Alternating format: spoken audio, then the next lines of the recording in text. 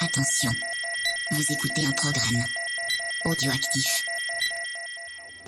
Revs up, lights out on 2019. Great start from Miller on the second row. And it's a good start from Dovizioso also. Not so much for Marc Marquez. Quartararo finally exits pit lane. Oh dear me, what was he sitting up in the middle of the circuit for? What's happened? He's just thrown something off his bike. He's having a look. He sits up Dovizioso. The crowd here go wild. 46 flags everywhere. He has made his move. Oh, Vignales and Morbidelli are down. Salut à tous, on se retrouve pour l'épisode 60 de C'est qui en pôle. On va parler évidemment du Grand Prix de Saint-Marin qui s'est disputé ce week-end. Avec moi ce soir, Steph, comment ça va, Steph? Ça roule. Ça roule. Et toi-même, tu es... Ouais, moi ça va. Tu es au taquet. Ouais, j'ai séché les du... larmes un petit peu, donc ça va. Ouais, c'était à la fois terrible et bien. Oui, c'était les deux en même temps, mais on verra. Avant de commencer, on va parler évidemment du jeu des goodies, et c'est Monsieur Belou qui a été le seul, ou Monsieur Belou ou Belou comme on dit. Il faudra qu'on lui demande la prononciation, parce que c'est quand même un problème. Non, c'est pas un problème. Mettons Belou, puis ça veut dire qu'il voit pas clair, mais je sais pas si c'est le cas. Donc, Monsieur Belou qui a gagné les goodies et qui a été le seul, comme quasiment toutes les semaines, à pronostiquer Vignales en pôle. Donc il a gagné les goodies de la bécannerie, de Thium, de PodCloud et du moniteur hors des clous aussi. Voilà, ça va partir normalement dans la semaine pour lui. Et on a eu aussi la bécannerie qui nous a offert donc 2 places pour aller au Bol d'Or donc le week-end prochain. Et pour le coup, il fallait pronostiquer le gagnant du Grand Prix et on en parlera un petit peu plus tard.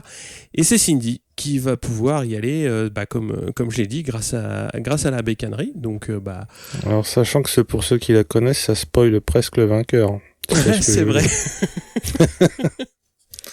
Alors, on va parler des petites news. Donc, en Moto 3, c'est Sasaki qui va piloter donc chez Tech 3 l'an prochain, donc en Moto 3. Une autre petite news, donc c'est Romano Fenati qui sera managé par Angelo Iannone, donc le frère d'Andrea.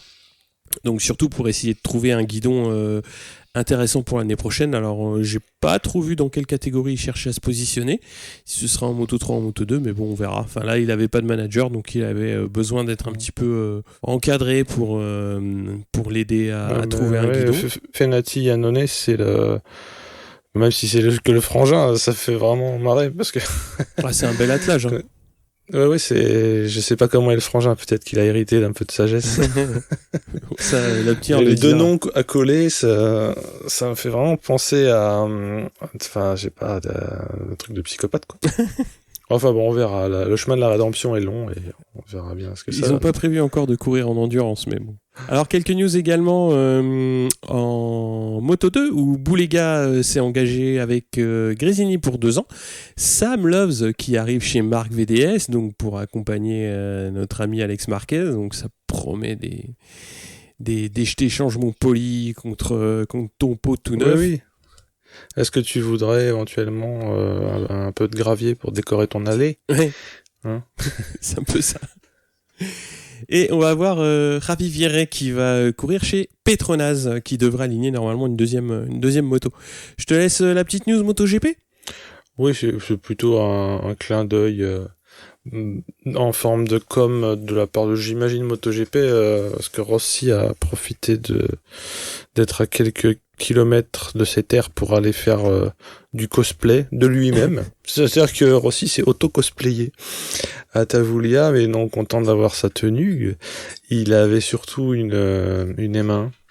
Alors on le voit, c'est un peu romancé, il sort du ranch, enfin il va là où il range ses bécanes de dirt, il sort une M1, alors je sais pas, j'imagine que c'était pas des slicks pour rouler dans les graviers pour sortir du ranch, mais ensuite il arrive, on le voit sur la route, tu sais, comme si c'était le facteur qui allait livrer les colis, et il arrive à Tavoulia, et puis il s'arrête sur la place du village, et puis devant une foule, un délire, mais c'est ça, c'était sympa. Maintenant, ce qui est marrant, c'est que je me dis, est-ce que c'est vraiment la première fois que ça arrive? Parce qu'il avait l'air d'être comme un gamin, tu me diras comme toujours. Mais je me serais dit, tu vois, qu'il aurait fait quasiment ça une fois par an, quoi. Mais non, visiblement, c'est une petite fantaisie qui s'est réservée là. C'était assez sympathique. C'était le media event pour ce Grand Prix de Misano, donc c'était assez rigolo, quoi. Je trouve. Ah ouais, sympa. On va passer tout de suite donc aux courses des différentes catégories, puisqu'il y a un épisode assez dense qui nous attend, puisqu'il y avait 2 courses Moto E et il y avait aussi la finale du French Superbike.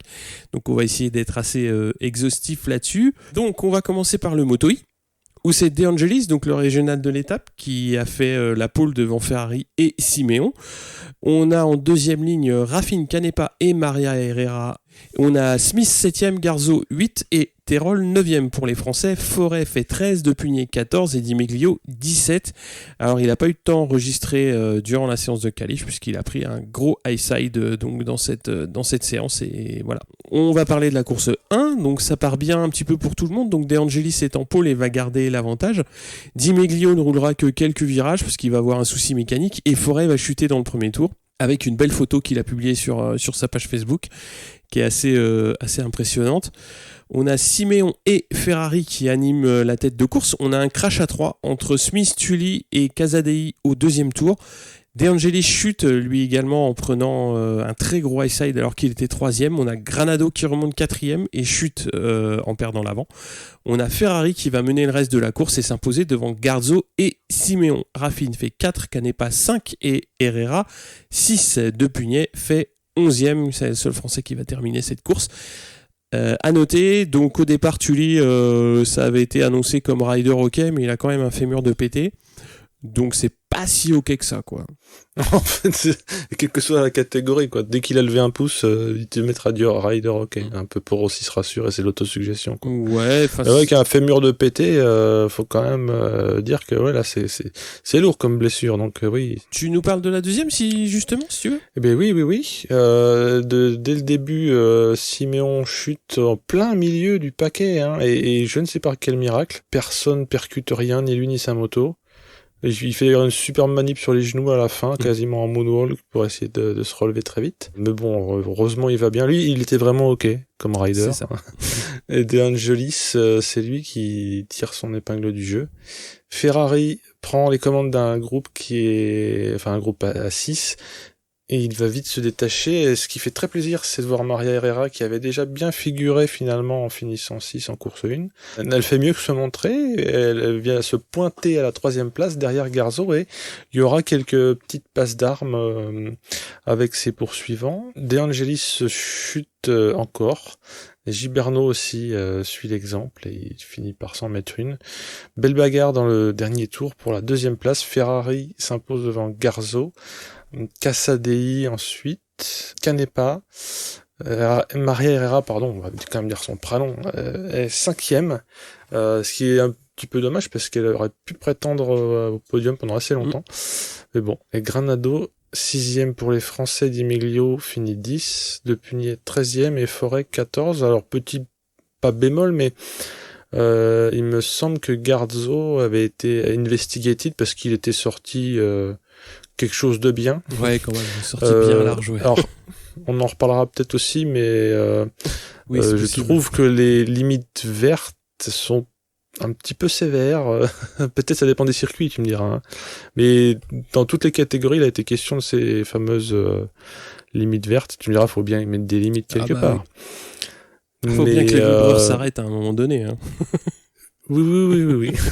Bon, mais après, je sais pas si c'est systématique que les gens se prennent des warnings et qu'au bout de 2-3 warnings, c'est vraiment systématique. C'est-à-dire qu'il n'y a pas il était en fight avec, il a essayé d'éviter un humain. Je sais pas. Enfin, on verra bien à l'avenir. Ça va se passer un petit peu en Moto 2. Bon, là, sur la fin de course où il va y avoir un petit peu de tolérance et après les styles. Oui, donc en gros, c'est pas mécanique, quoi. Ah, en course, en FP et en qualif. En FP, c'est mécanique, ça c'est sûr. Non, mais je parlais de la course, hein, vraiment littéralement de la course, parce que t'as quand même la physionomie, enfin l'instant qui dicte, genre où quelqu'un qui se fait satelliser, forcément tu vas pas le numéro. Il y a des fois t'as pas le choix, t'es obligé d'y aller. Quoi. Ouais, mais ça me soulage de savoir, parce que j'avais du mal à savoir, parce que chaque fois qu'il y a quelqu'un qui mettait un atome de gomme sur du verre, les présentateurs étaient en transe, donc je me suis dit mais attends. Et quand même un peu de discernement. Hein. Donc visiblement, oui, Garzo a pas été sanctionné, il a gardé sa place définitive de 2. Ouais. Chèrement acquise. Donc ouais, mais alors tu vois, lors d'un dernier épisode, tu disais qu'on voyait que les motos étaient lourdes. Moi, je trouve qu'on le voit surtout quand elles chutent. Mais d'autant plus non, mais quand elles chutent. c'est pas des conneries.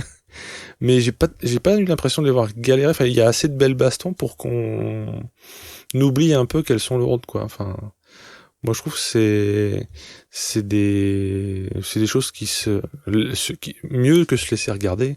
Ah oui, ça se laisse regarder. C'est agréable à voir. C'est surtout bizarrement au départ quand ils sont en paquet, j'ai l'impression de voir un balai d'hippopotame, mais Ouais, moi je mettais ça sur le compte de fait d'avoir pas envie de s'en mettre une, oui. et que c'est la collection d'Highside, et je me dis peut-être qu'aussi ils sont en train de se dire qu'ils vont s'en prendre un.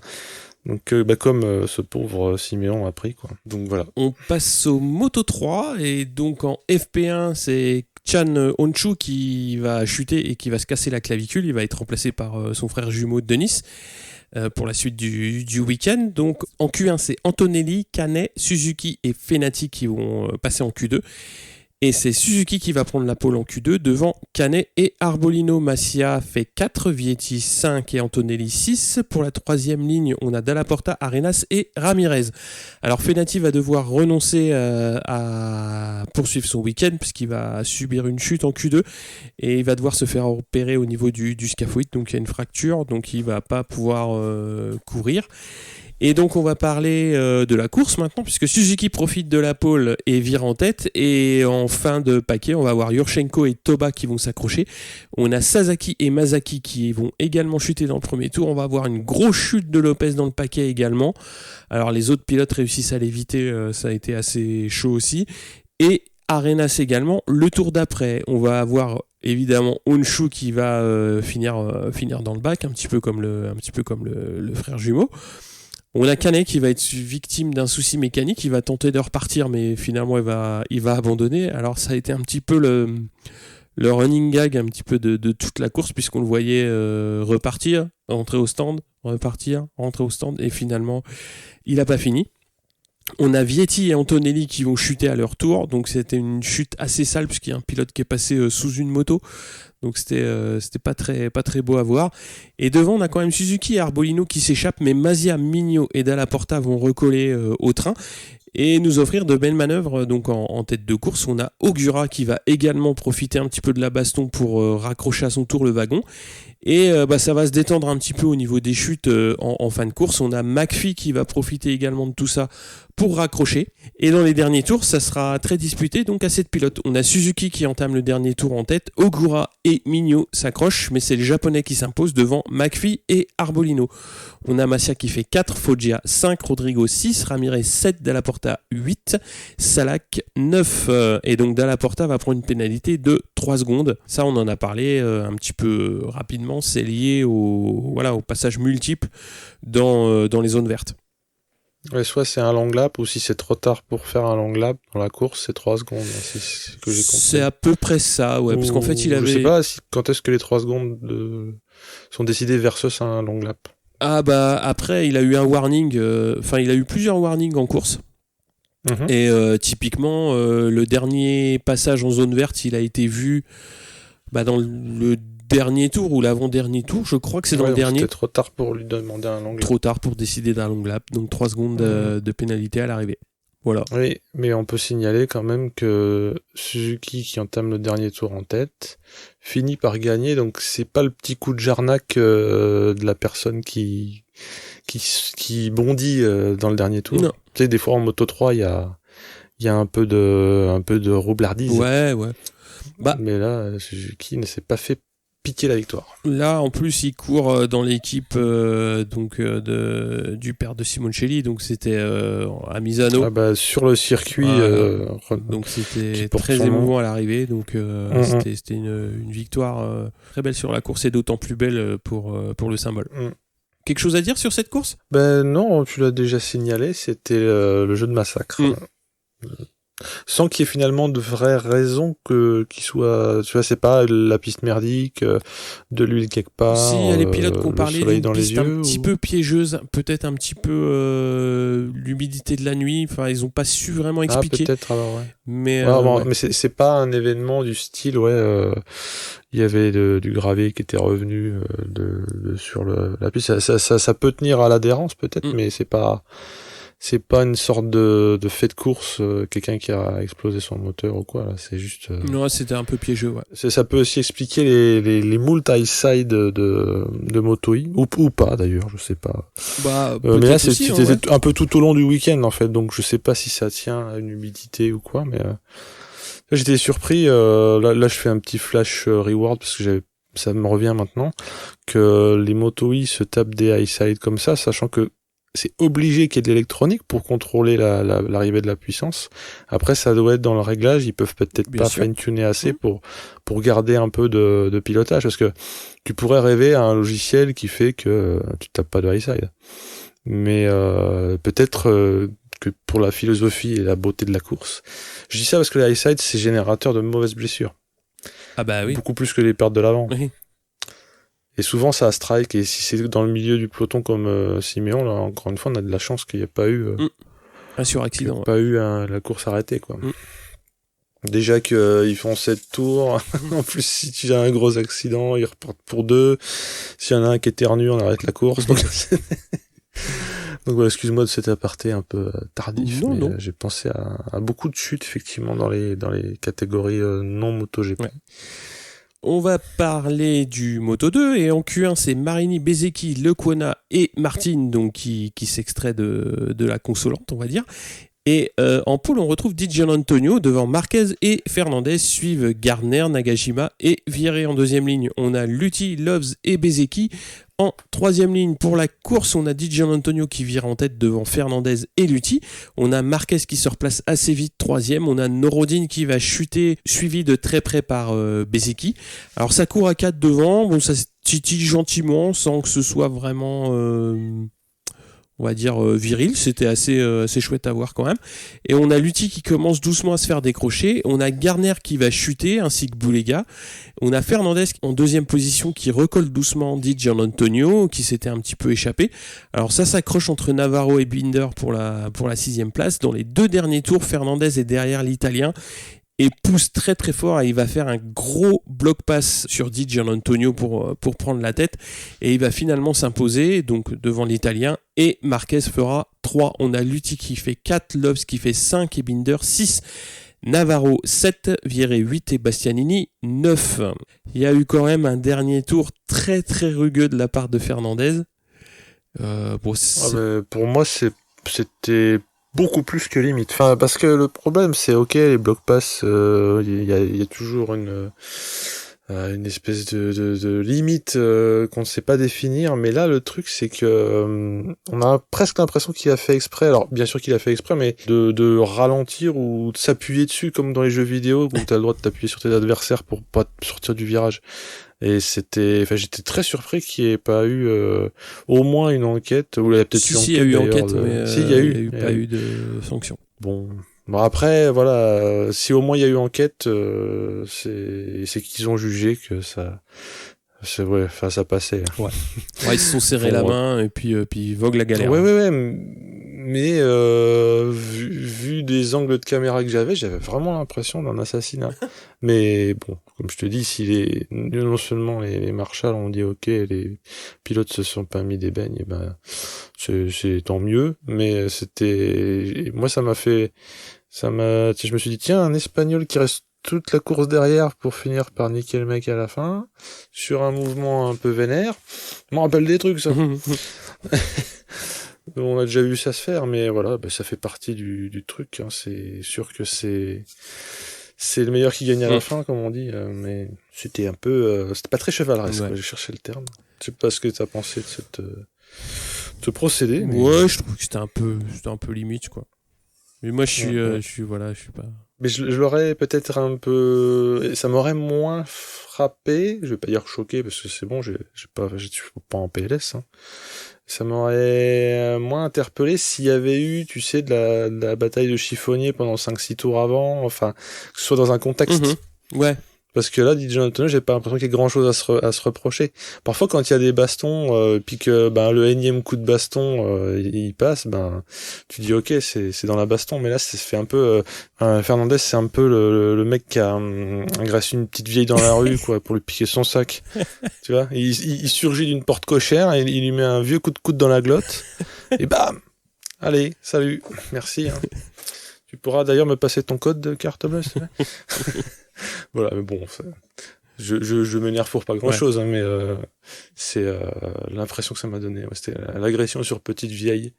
Tu nous parles du MotoGP donc ? Oui. Le MotoGP, alors week-end catastrophique pour Iannone parce qu'il se met beaucoup au tas, 3 fois minimum, et il va devoir renoncer après la FP4 à cause de douleurs à l'épaule. Donc pas cool pour lui. On parle justement des essais des FP finalement. Ce qui a été marquant, c'est que Quartararo, Fabio de son prénom, se fait plus que se montrer, fait d'excellents temps. Et il se fait même quelques chaleurs parce que à plusieurs reprises il fait des rodéos sur sa bécane suite à des pertes partielles de l'arrière. A priori, il serait allé jusqu'à aller tâter sa M1 jusqu'au-delà de ce que lui fait d'habitude, à savoir le smooth. Il est passé en mode Espargaro Paul, tu vois, et visiblement, bon, après il est redescendu d'un taquet pour dire, ok, bon, c'est pas comme ça qu'on se sert de la M1. Si j'essaie d'aller encore plus, ben, il y a un moment ça pète, mais c'est aussi l'objet des FP. Voilà. J'allais dire, et des qualifs, non, parce que les qualifs, les Q1 et 2, faut pas trop faire l'œuf.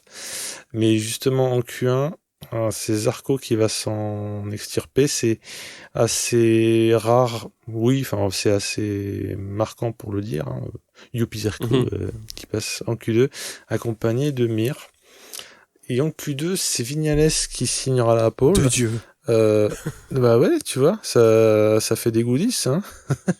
Mais alors, tu t'es pas au bout de tes deux dieux alors, hein, parce que devant Espargaro qui, pendant un moment, quasiment, bah, je crois que la dernière minute, ils se sont vus en tête, hein, chez Katos. De Dieu. Ah ouais. Non, mais t'as l'impression que c'est un épisode du 1er avril, mais non. Espargaro finit 2. Et Quartararo, quand même, pour remettre l'église au milieu du village, complète la première ligne. Alors l'église est pas vraiment au milieu du village parce que Marquez est 5e. Devant lui, il y a Morbidelli. Et derrière lui, il y a Dovi.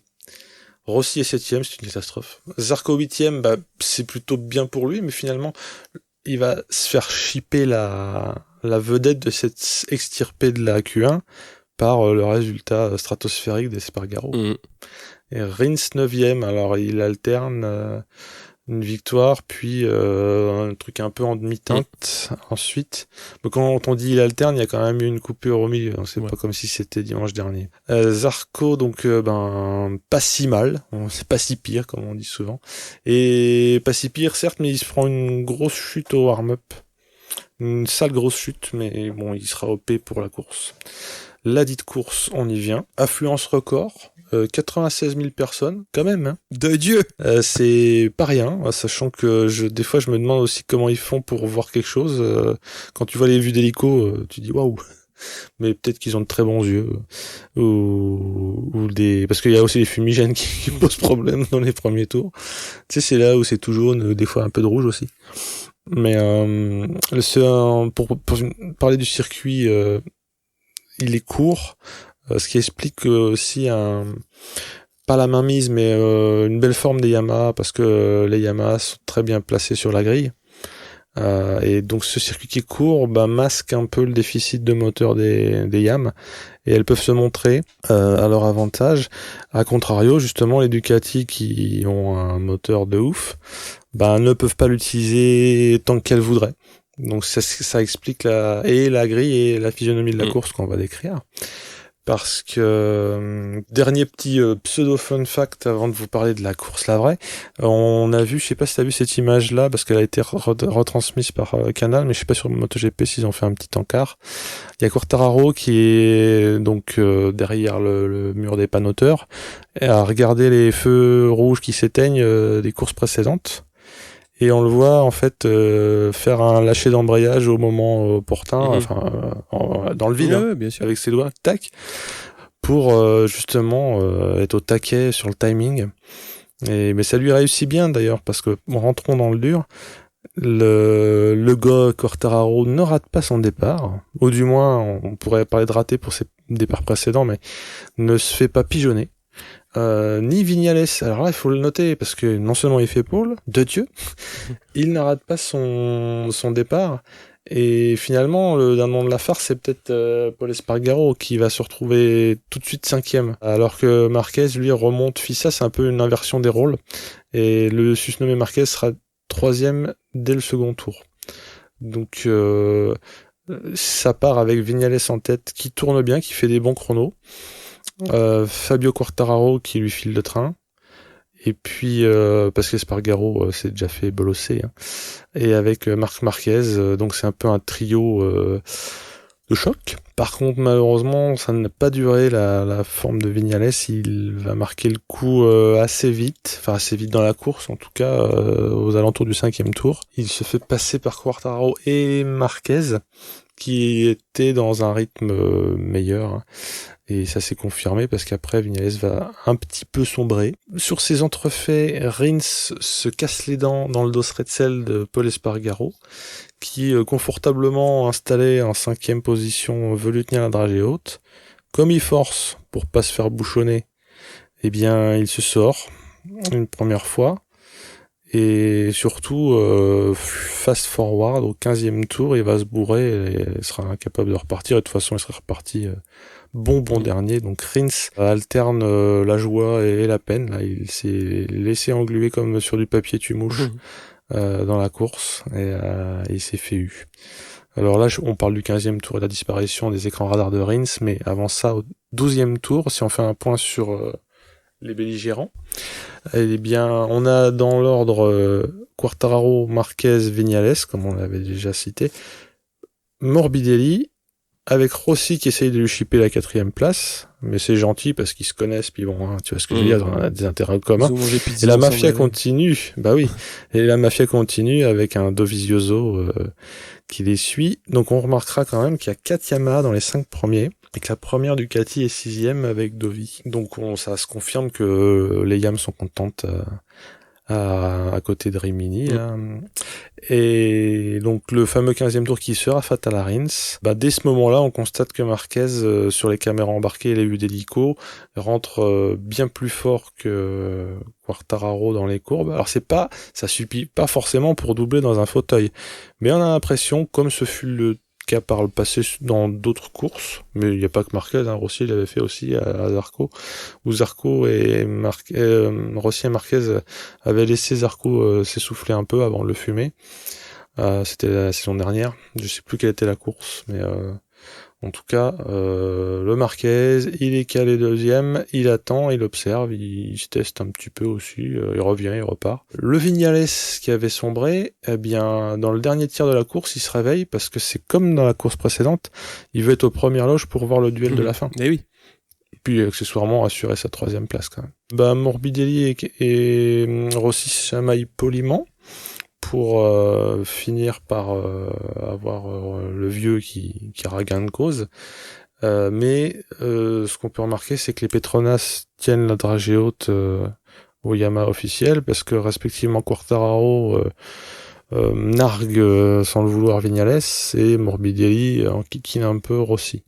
Donc voilà, on avait déjà évoqué ça lors d'un précédent épisode. Les Petronas font un peu de la magie avec pour leur première année, rappelons-le. Quartararo, très régulier, psychote pas, hein, il fait pas d'erreur.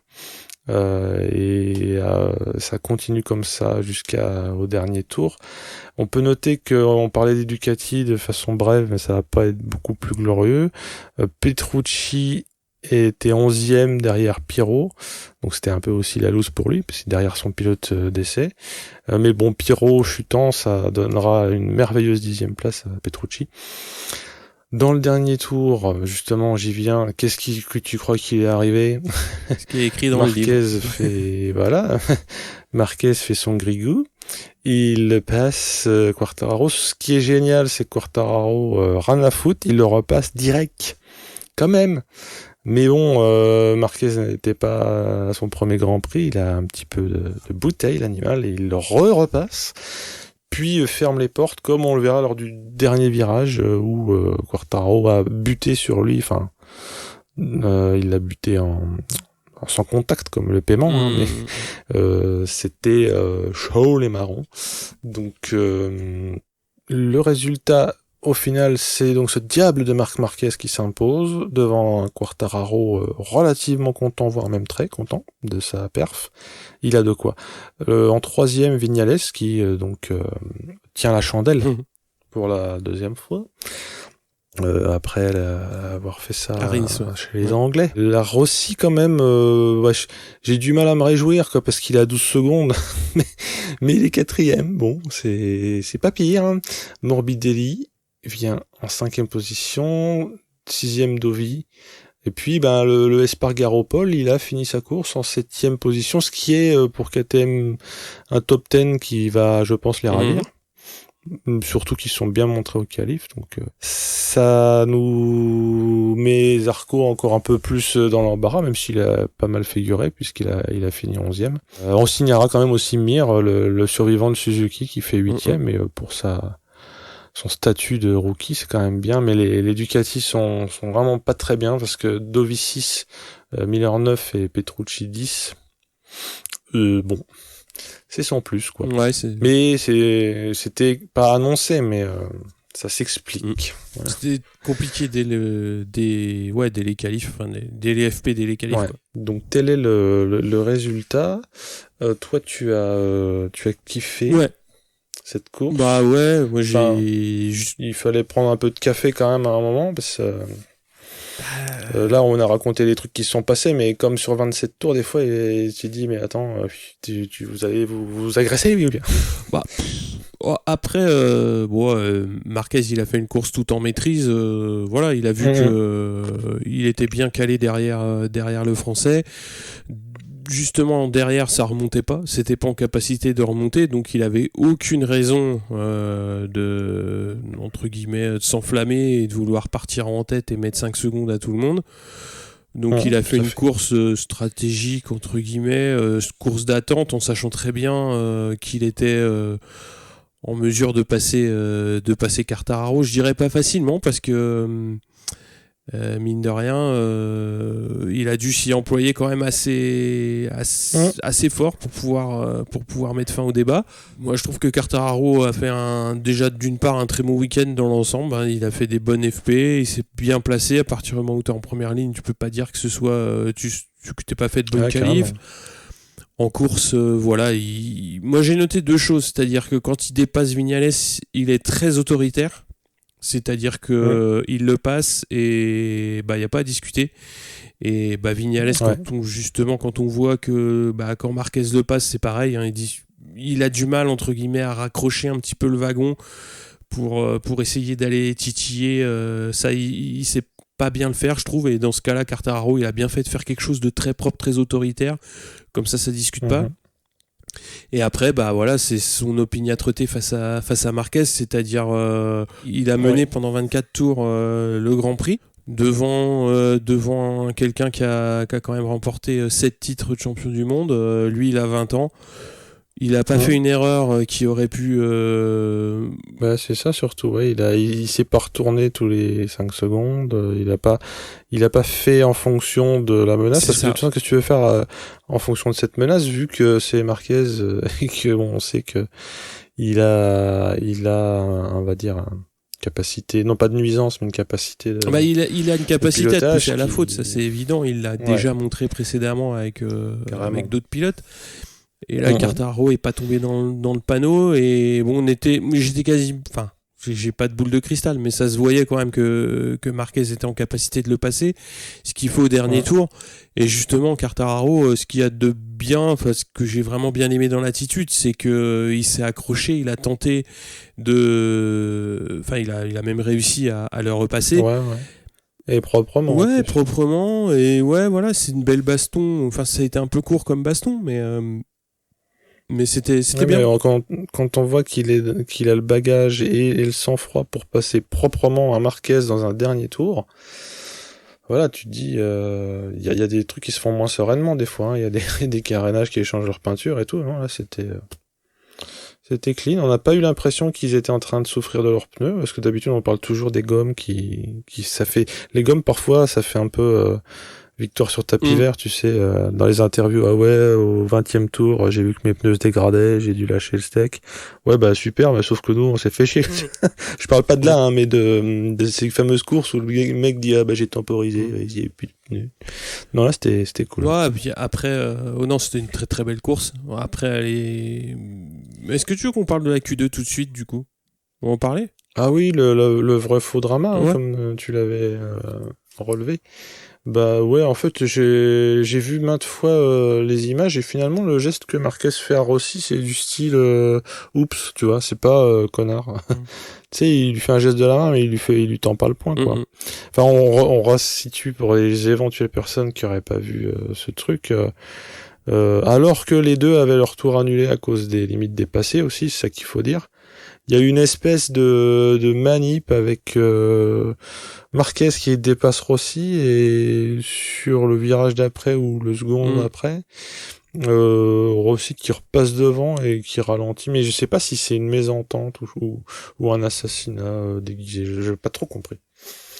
Il y a eu, évidemment qu'il y a eu des cancans vu les de Lascar et leurs histoires, hein, mais en fait, les intéressés ont pas épilogué dessus. Ouais, si, quand même. Ah, il y a eu du buzz médiatique. Oui. Ouais. Parce que j'ai même pas regardé en fait, vu que moi j'ai pas jugé que c'était un problème. Il y a eu des déclarations de l'un et de l'autre après. De l'un et de l'autre, ouais. En mode c'est pas moi, c'est lui. C'est pas moi la maîtresse, madame la maîtresse, c'est pas moi. Ok, d'accord. Bah oui, écoute, je sais pas, tu vois, ça m'a pas marqué outre mesure.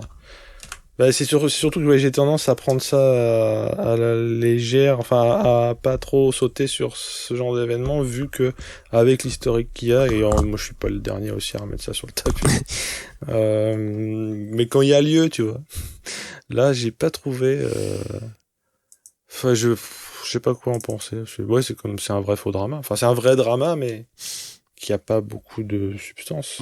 Je sais pas ce que toi t'en retires, mais... Moi, j'en retire, enfin, sur ce qui se passe en piste, il n'y a pas, pas grand chose. Ouais, comme je suis un peu comme toi, je me dis, qu'est-ce qu'ils foutent les deux là à faire des conneries, à faire n'importe quoi, et puis tu...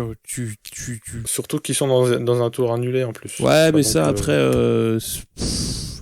après c'est là où commence le merdier, quoi. C'est-à-dire que ouais, mais moi je savais pas que mon tour il était annulé, et puis lui c'est obligé de le savoir qu'il le sait.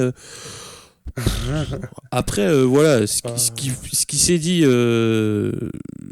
déjà ils ont été convoqués à la direction de course pour qu'on leur dise je sais pas quoi, parce que il en est rien sorti. Alors, rien que le fait que ce soit entre Rossi et Marquez, déjà, ça y est, tout le monde sort les couteaux, tout le monde a sorti l'historique avec le chapitre 1, chapitre 2, annexe 12. Donc, évidemment, tout le monde a sa petite idée là-dessus et tout le monde sait évidemment ce qui s'est passé.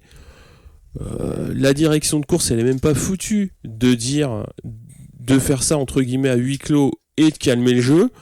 Moi, j'ai l'impression que la Dorna, elle profite un petit peu de ça, soit pour faire du buzz ou pour faire je sais pas quoi.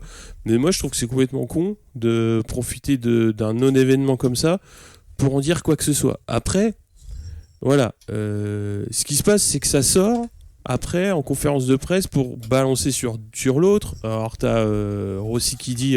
ouais, mais moi je savais pas que mon tour a été annulé, sauf que les vibreurs ils sont là pour ça. Quand tu passes sur le vert, ça vibre plus, a priori. Donc tu sais que ton tour il est annulé si t'as dépassé le vibreur.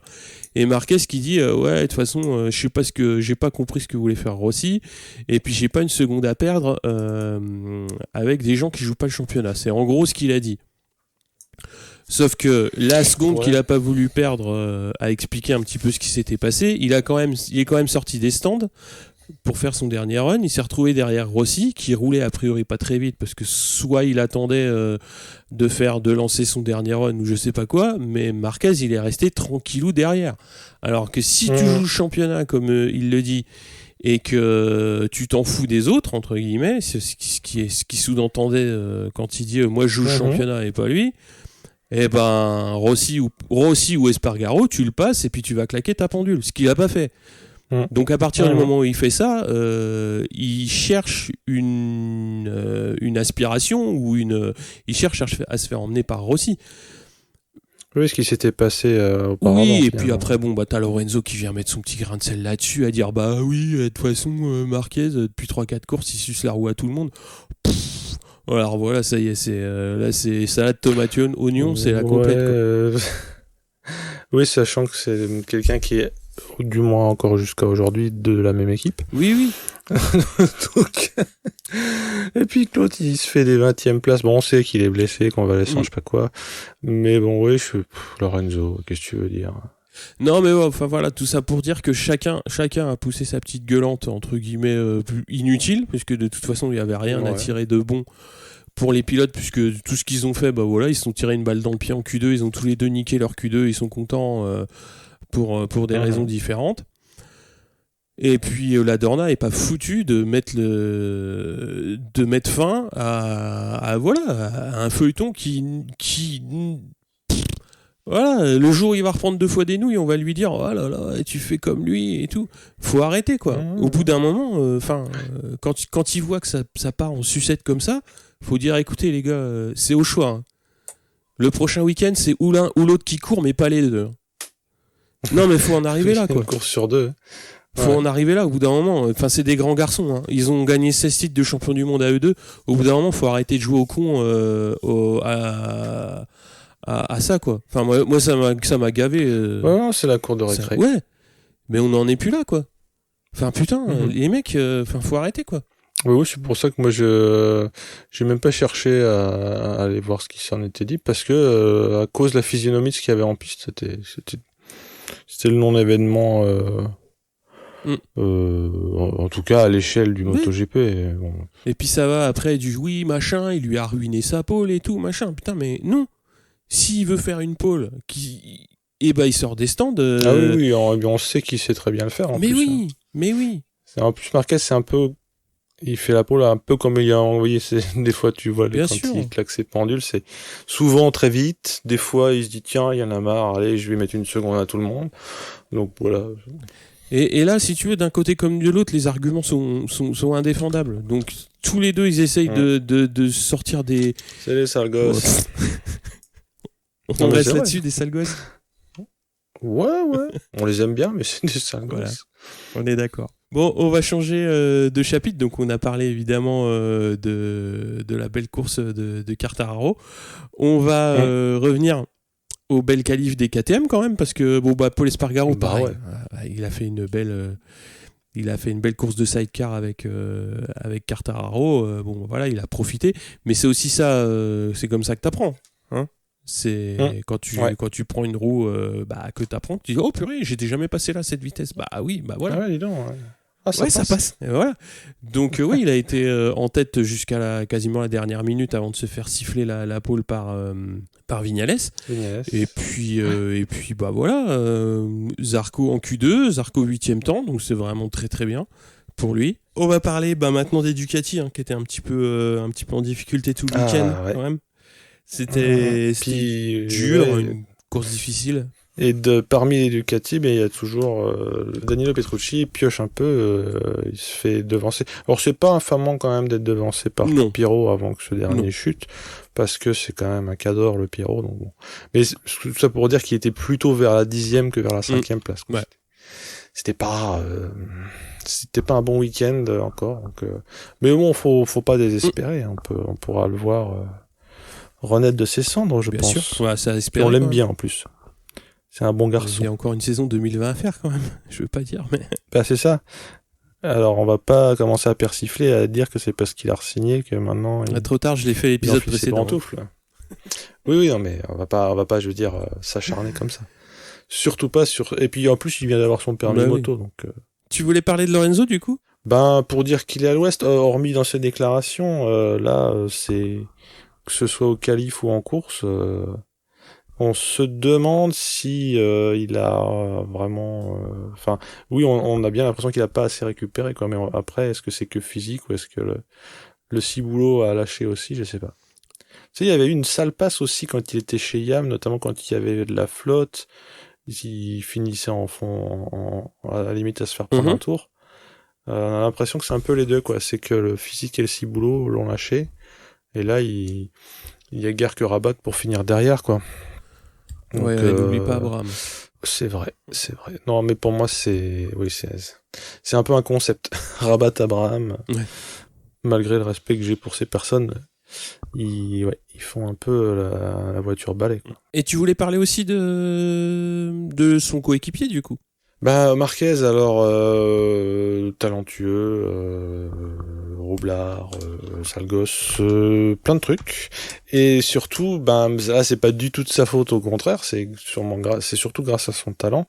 On parle d'arbre qui cache la forêt, mais pour moi, c'est le séquoia qui cache le bosquet qui manque d'eau des Honda, parce qu'on l'a pas cité par politesse, mais au final, je vais le faire. Nakagami et Crutchlow se sont foutus au tas. Alors qu'il forçait pour essayer de se maintenir vers la 10 ou la 15e place. Bon, Lorenzo, on peut imaginer que c'est aussi parce qu'il va pas bien, que sa moto officielle n'est pas bien placée. Mais si tu enlèves Marquez du tableau, ça c'est des choses qu'on dit à quasiment tous les épisodes, hein. Et c'est pas du tout pour être méchant avec Honda, mais je comprends pas. Il faut pas oublier que finalement Honda ils sont à la rue, quoi. Enfin, si t'enlèves Marquez de l'équation, un peu comme si t'avais enlevé Stoner. Non, mais c'est un peu comme si t'avais enlevé Stoner de l'équation Ducati quand Ducati était champion du monde. C'est c'est pas. Ouais, ça manque d'homogénéité. Est-ce à dire que les Honda sont pas bonnes? Je dirais pas jusque là. Mais d'aucuns disent que Honda fait la moto pour Marquez. Je sais même pas si c'est vrai. Je sais pas ce que toi t'en penses ou ce que t'as entendu. Non, c'est juste que c'est le meilleur attelage actuellement. C'est-à-dire en MotoGP, t'as beau avoir le meilleur pilote, si t'as pas la meilleure moto, tu seras jamais champion du monde. Et vice versa, quoi. C'est toujours un ensemble de deux éléments. Faut un pilote qui soit bien sur sa moto, et c'est le cas. Les autres y arrivent pas. Après. Ouais, mais c'est ça. C'est vraiment comme s'il y avait une sorte de greffon, tu vois. Comme un peu les humains augmentés, tu leur mets un bras comme Cobra. Là, t'as mis une RCV greffée sur Marquez, et l'un améliore l'autre et vice versa.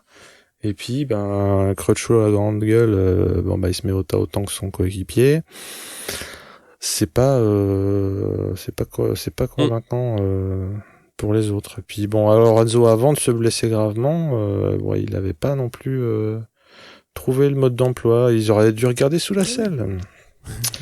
C'est souvent livré avec une trousse à outils et un mode d'emploi. Je dis ça, je dis rien, ils font ce qu'ils veulent. Et Ducati, par contre, le livret il est gros, parce que là sa box elle est assez imposante. C'est plus qu'une clé USB. Ouais. Non, donc voilà, c'est vrai que je radote un peu en disant que Marquez c'est l'arbre qui cache la forêt, mais et puis ça relance d'autres fantasmes qui seraient de dire tiens, ce serait marrant de voir Marquez sur une Yam, mais bon. On n'est pas dans les années Biaggi Rossi quand ils ont échangé leur bécane, mais ça ferait marrer quand même de voir l'histoire. Ça n'arrivera pas. Ne nous enflammons pas, ça devrait pas arriver normalement. Mais bon, tu sais, il ne faut pas dire Fontaine, je ne boirai pas de ton eau. Mais je crois qu'Yamaha a dit Fontaine, dégage. Enfin, moi je suis la Fontaine et toi tu dégages. Tu vas boire à la Fontaine à eau. Là. Allez, vite. Voilà, donc c'était le petit point persiflage sur Honda. On va parler maintenant de la Red Bull Rookie Cup, donc qui courait également ce week-end, qui courait donc une course. Et c'est Acosta qui l'emporte devant Salvador, et Tate Lorenzo Felon est 6ème. Donc au général, Tate est titré puisqu'il a 54 points d'avance et qu'il reste 50 points à distribuer le week-end prochain à Aragon. Acosta est 2e au général et Noguchi 3e. Côté français, on a Felon 7e, Planck 15e et Rouget 17e. Donc, on va faire un petit point championnat. Donc on commence par le Moto E avec Ferrari en tête avec 72 points, devant Garzo avec 53 et Smith 3e 48. En Moto 3, on a Dalla Porta en tête avec 179, Canet 2e avec 157, Arbolino 3e avec 149. En Moto 2, Marquez en tête avec 197 points, devant Fernandez 171 et Lutti 3e 159. En MotoGP, donc le Grand Canyon, entre Marquez 275 et Dovizioso 182. Donc ça fait 93 points d'écart, c'est commence à faire énorme, bientôt 4 courses. Et on a Petrucci qui a repris la 3e place avec 151 points et profite de la chute de Rins aujourd'hui. Au championnat côté français, on a donc Quartararo qui est 7ème, qui est premier rookie avec 112 points et premier indé avec 11 points d'avance devant Miller. Et on a Zarco qui est 17ème avec 27 points. On passe à la suite ? Oui. Ouais, donc on va passer à la suite. C'était la dernière étape à Albi du French Superbike, puisqu'il y avait déjà pas mal de titres qui avaient été distribués à Carole, puisqu'on peut vous renvoyer sur l'épisode hors série qu'on a publié il y a de ça maintenant 2 semaines. Et donc en pré-moto 3, c'est Vincent Falcone qui s'impose devant Bartholomé Perrin et Charles Aubry en course 1. En course 2, Bartholomé Perrin l'emporte de 4 centièmes devant Vincent Falcone, donc un tout petit écart. Et Antoine Bonnard, 3e. Au général, Vincent Falcone était déjà titré et c'est Bartholomé Perrin qui est 2e. Devant Lynn Vieillard. En European Bikes, on a Thierry Mulot qui gagne les 2 courses, devant Alexandre Leleu qui fait 2e sur les 2 courses, Jonathan Germany 3e en course 1 et Axel Henny 3e en course 2. Au général, Thierry Mulot était déjà titré, devant Jonathan Germany et Axel Henny. On passe au Super Sport 300, donc en course 1, c'est Hugo Girardet qui est vainqueur devant Alexis Boudin et Thomas Furlan. Et en course 2, c'est donc Alexis Boudin qui s'impose devant Célian Riquelme et Thomas Furlan. Au général, Hugo Girardet est titré devant Tom Berco et Alexis Bourdin, tous deux à égalité de points. Mais c'est une très belle fin de saison pour Boudin, donc on espère le revoir l'année prochaine, sur, soit en French ou dans une autre catégorie, puisqu'il a vraiment bien fini l'année. On va passer au Super Sport 600 où Martin Renaudin s'impose devant Guillaume Raymond et Guillaume Pau en course 1 et en course 2, Maximilien Beau s'impose devant Guillaume Raymond et Martin Renaudin. Au général, donc c'est Maximilien Beau qui est titré, c'était le seul titre qui restait encore à décerner, mais il y avait assez peu de de suspense. Il y avait des scénarios incroyables. Ça peut toujours arriver, mais ça n'est pas arrivé. Donc Maximilien Beau qu'on retrouvera à Manicourt en super une wildcard pour le GMT. Pour le GMT qui est devant Guillaume Raymond et Guillaume Pau. Et c'était également les 2 dernières courses du week-end puisque Mathieu Ginès a enfoncé le clou et a gagné les 2 courses devant Valentin Debis qui fait 2e sur les 2 courses et Axel Morin fait 3e en course 1 et David Muscat 3e en course 2. Ginès est titré devant Axel Morin et Kenny Forêt qui était absent ce week-end puisqu'il était évidemment au Moto I à Misano. On termine évidemment par les copains du side avec 2 courses remportées par Delannoy et Rousseau. En course 1, c'est Barbier Girondeau qui font 2 et l'Église Clément qui font 3. Et c'est l'inverse en course 2. Au général, on a Delannoy Rousseau qui devance Vinet père et fils et Barbier Rigondeau qui sont 3e. Voilà, donc c'est complet pour le French Superbike. On a fait toutes les catégories. Et voilà, on a parlé de tout le monde. Et il y a plein de gens qu'on a eu en interview en plus. On va parler des résultats donc, du Superbike et du Supersport qui se sont courus à Portimao. Donc en Superbike, ça a été un week-end disputé pour la reprise après une longue pause estivale. Avec en course 1, donc on a Réa qui va rouler seul en tête et qui va l'emporter logiquement. Donc Bautista qui était parti un petit peu loin, 6e, va se rater et dans le trafic au premier virage et il doit élargir pour éviter une collision avec Davis qui était parti lui encore plus loin puisqu'il était 12e et il se retrouve à ce moment-là donc en queue de peloton. Alors il fera une grosse remontée, il finira 4e, Davis finit 2 et Van der Mark 3e. On a Bas qui va chuter, il va repartir et finira 16e, donc juste à la porte des points. En course Superpole, on a Réa toujours lui, donc qui part de la pole et qui va gagner à nouveau. Bautista partie 6, donc va rater un petit peu son départ encore une fois et va remonter, ce qui va l'amener jusqu'à la 2e place. Et c'est Loves qui va faire 3e, Base partie 15, fait une belle remontée quand même à la 9e place. En course 2, on a Réa qui doit s'incliner devant Bautista, qui a encore une fois raté son départ et qui va quand même réussir à remonter donc en tête de course. Et le Turc Razgatlioglu, Loves et Aslam nous offrent une belle bagarre pour la 3e place et c'est le Turc qui prend le meilleur. Base partie 9 sera un peu court mais remontait vraiment très très bien sur le groupe et finira 6e. Au général, on a Réa en tête avec 490 points. Bautista 2e avec 399 et Alex Loves 3e avec 249. On va parler du Supersport maintenant avec Lucas Mayas qui va donner du fil à retordre à Caricasulo qui va s'imposer et Krummenacher qui va faire 2e. Mais donc le français fera 3e sur cette course-là. Jules Cluzel parti un peu loin, 8e, pourra quand même remonter et finir donc au pied du podium à la 4e place. Corentin Perolari, lui, parti à la 13e place finit 6 et Jules Danilo fait son meilleur résultat de la saison avec une 8e place. Donc on a Gaëtan Materne qui finit lui 21e. Alors la course n'a pas été à son terme puisqu'on a eu un drapeau rouge suite à la casse moteur de De Rosa, donc qui a perdu de lui sur la piste, donc ça a été arrêté. Donc il était à la lutte pour la 4e place. Et on a à noter également donc le pilote italien Sconza qui n'a pas effectué un ride-through suite à un départ anticipé et donc qui a été exclu de la course. En Super Sport 300, on a une belle course. Scott Deroux l'emporte devant Manuel Gonzalez.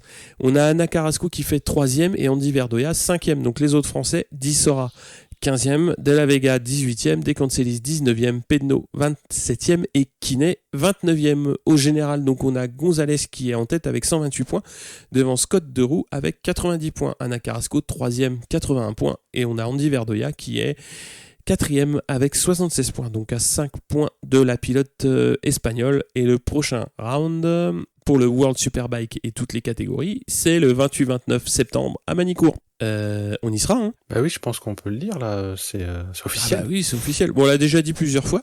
Ah ouais, mais on est content. Donc on le dit encore. Alors on est plutôt content, effectivement, puisqu'on va pouvoir couvrir au mieux ce week-end, dans le sens où on va pouvoir arriver assez tôt. Donc on espère d'une part vous faire vivre les choses de manière aussi intense que nous. Donc on va essayer d'une part de voir un maximum de pilotes français, essayer d'avoir des interviews comme on a pu le faire au French. Donc on va essayer vraiment d'être présent, de vous offrir des épisodes tous les jours, c'est-à-dire dès le jeudi soir, si on peut avoir des pilotes dès le jeudi sur place. On va essayer de faire au mieux, de fournir des épisodes courts sur la durée de la course et évidemment un débrief du week-end, on va dire assez rapidement dans la foulée, quoi. Et pour terminer, donc sur les autres courses, on a le British Superbike qui a eu 3 courses à Oulton Park les 7-8 septembre et c'est Josh Brooks qui empoche 45 points, c'est-à-dire victoire, seconde place puis DNF, et c'est Scott Redding qui sort gagnant du week-end puisqu'avec une 3e place, une victoire et une nouvelle 3e place, il va marquer 57 points, donc il remonte un petit peu sur Josh Brooks, son coéquipier. On a Tommy Bridewell qui reste bien dans le coup, malgré un DNF, et une 3e place et une victoire, ce qui lui amène 41 points quand même. Alors il reste 7 courses sur 3 week-ends, et donc le général est quand même assez serré, puisqu'on a Brooks en tête avec 548 points, et Redding est 2e juste à 3 points derrière, 545, et vu le nombre de points distribués par week-end, Bridewell n'est pas hors du coup avec 524 points, et même McKenzie, 515 ça commence à être dur compte tenu de la compétitivité des Ducati, mais ouais, c'est pas impossible pour lui, mais voilà. Enfin, la baston promet d'être encore belle. Sur ce, je crois qu'on a fait le tour. Salade, tomate, oignon, sauce blanche. Oui. Hein. Il y avait beaucoup à dire. Tant mieux, nous on aime ça. Sur ce, on va vous quitter. Bah ouais, see you soon ou hear you soon. Sur ce. Prochain objectif. Hein. Allez. Tchuss les Salut amis. à tous. À plus.